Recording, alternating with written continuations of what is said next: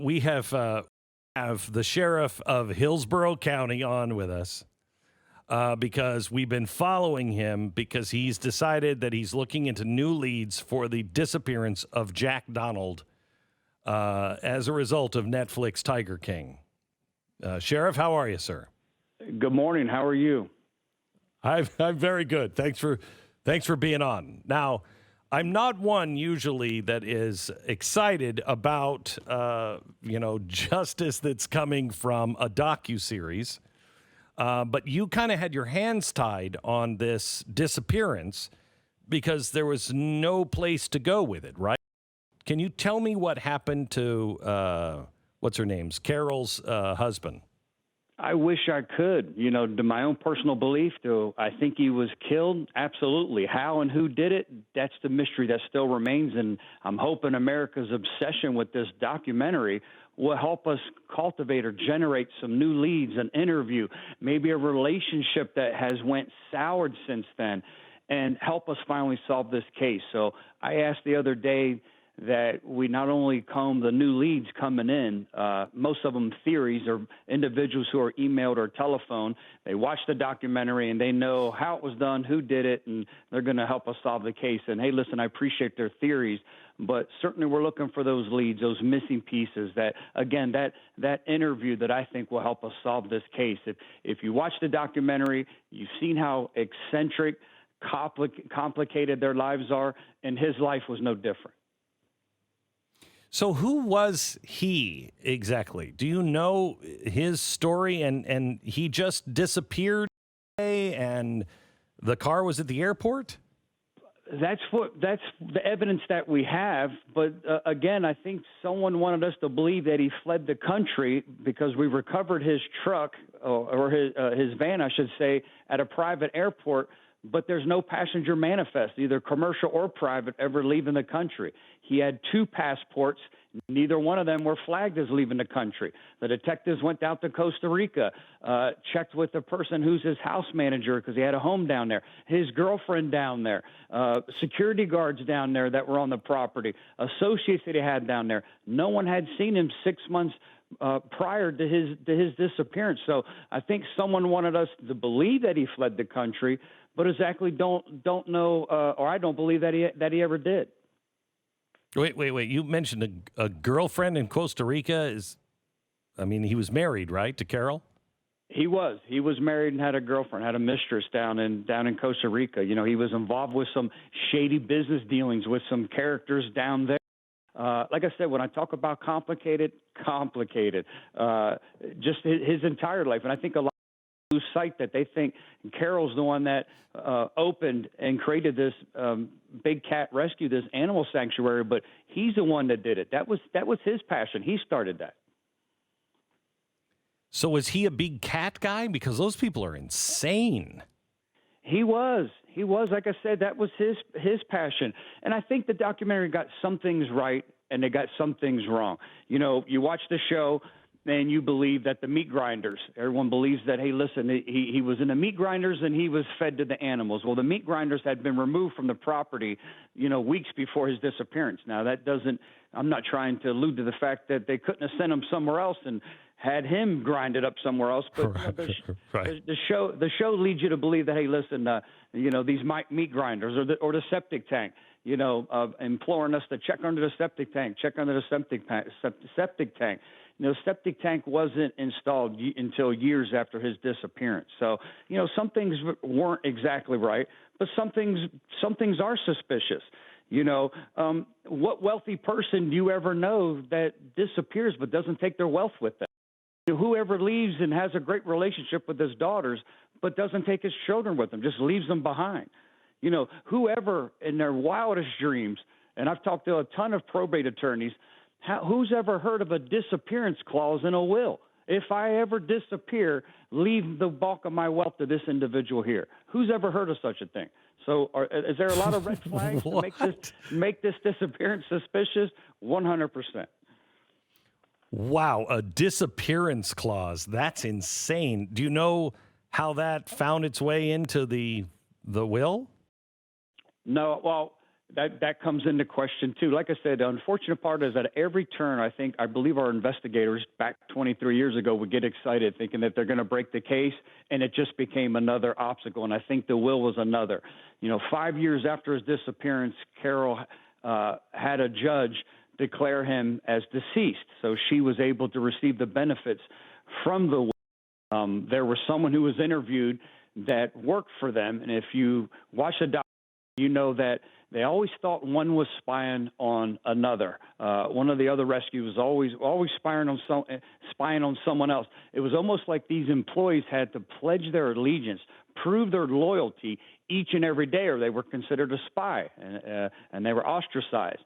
So one of the people who said she witnessed the signatures on the will years later had changed her story that it was a forgery and she had never witnessed the will being signed.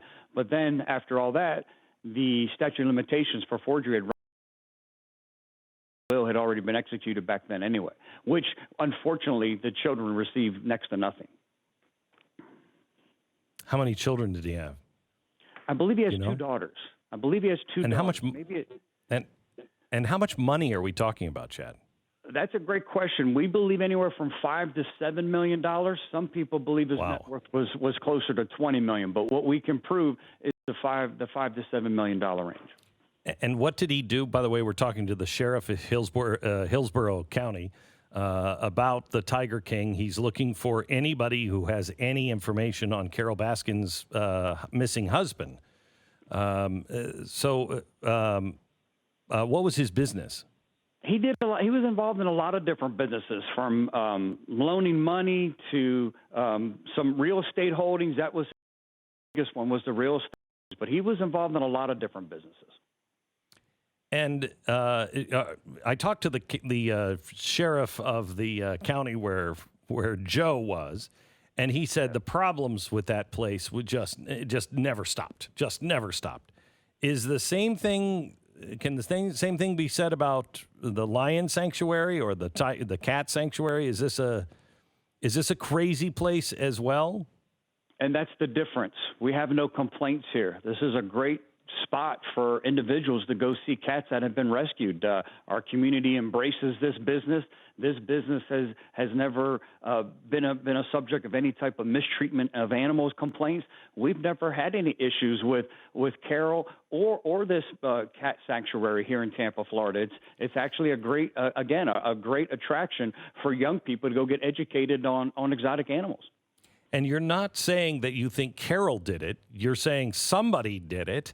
And you're just looking, because the show didn't make it clear that he was kind of a sketchy guy.